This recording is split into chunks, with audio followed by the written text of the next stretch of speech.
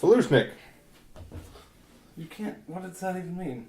I don't know. It's my best pronunciation of the salute from Welcome to Transylvania. Hey, we're two fat guys. And we just watched Red 2. Yes, back in DC Dementia land. Yeah, man. Woohoo! Man, if I thought Red 1 was good, I was talking to Steve. Apparently this is getting some crap on the internet too. What? The word is... Bullshit. What he told me is like the consensus on the internet, and if I believe one thing from Steve, it's what the internet has to say. The consensus on the internet is that it traded the whimsy of the first one for more Michael Bay explosions. I'm like, I feel like the explosion count's probably about the same, and there's plenty of fucking whimsy in this movie. Oh god, there's a lot of whimsy. Yeah, what? It's just chock full of it's similar to the Hellboy, the first Hellboy, where it's like this high octane action juxtaposed very tightly with these like mundane relationship things. Yeah. He was ready to like go through the emotional door or sing his praises or something. No, I just want to start off before I forget and talk about my favorite moment of Red 2. Do it. And that was when Bruce Willis entered a moving car that was careening down the street. That is your favorite moment. Like by default. There were other moments that I probably enjoyed more. That's true, but you made such a big deal about the opposite shot in the first one that you had to... It was so good. Like, in the first one, it was so good, and I'm glad that the filmmakers knew that was such a big deal. That was awesome. That, because in the first movie, he's driving a car and then just steps out of it casually while shooting. And does the best sort of Bruce Willis looking bored. Yeah, just like... Which no one can do it like him. Just, this is what life is. Whatever. And then this time, he was...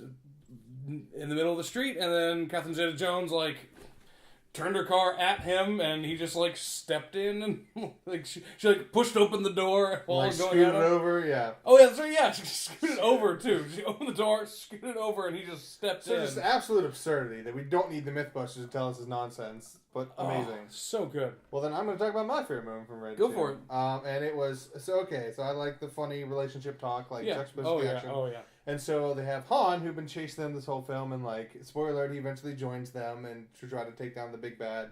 And so they're in the final intense stake down where Han's joined them, and so Mary Louise Parker's off doing the main spy-y stuff, and then just at a table watching them, it's it's Han, Bruce Willis, and John Malkovich, and they're all intense, and then all of a sudden they do the rest of the film, John Malkovich and Bruce Willis start talking about his relationship, and Han looks super pissed about it. And then he jumps in.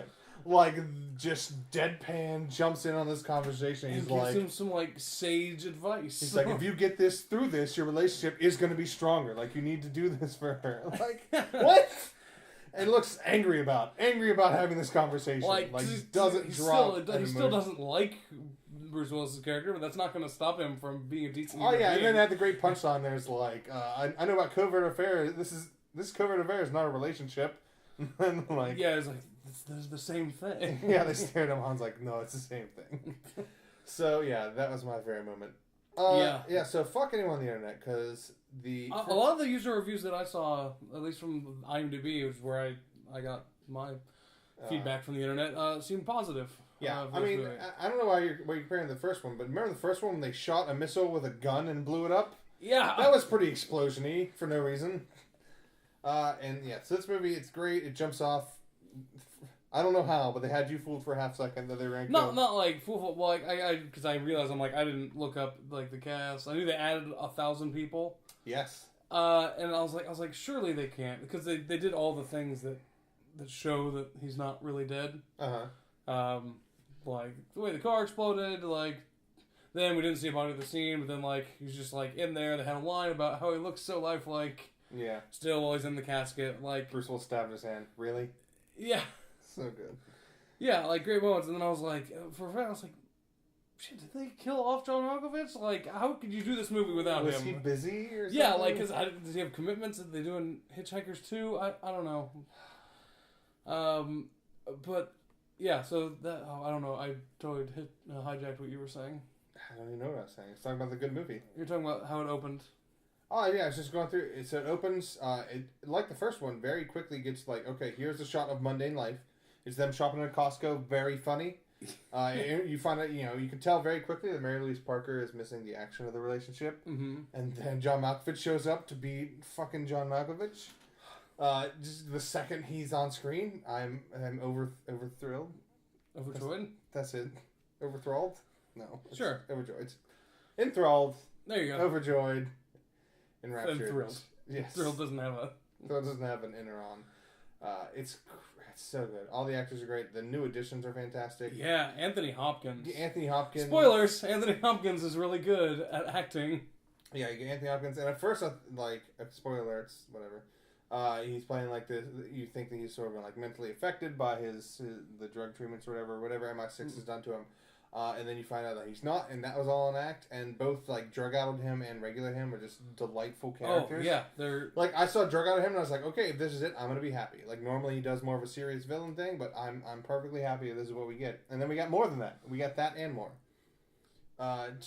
Great comedy bits of just absurdity when they bust through the wall of a Papa John's in Moscow. It's just like a bound Papa John's employee just on there. Bruce Willis just with a pizza open. Bruce Willis takes out like 12 CIA guys being handcuffed to a table.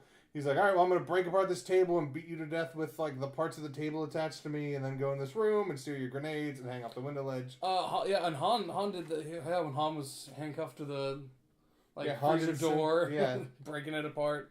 So the action is awesome and eye-popping, catching moves. Yeah, because I mean that's another thing that I don't even think I give the original Red enough credit for, is just really creative action. Yeah, it was not like the same thing every day. It's like, okay, well, here's Bruce Willis doing this again. It was a lot of different things, and it's all really exciting.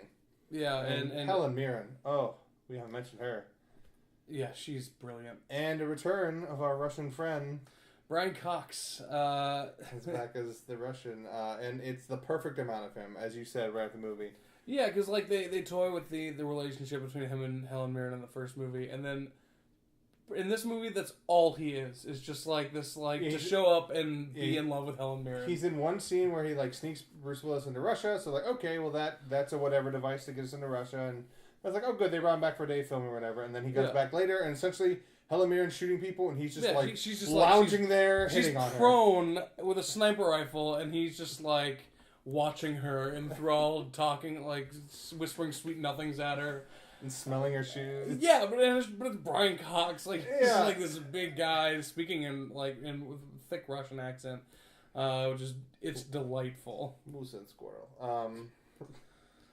Go see this by all means.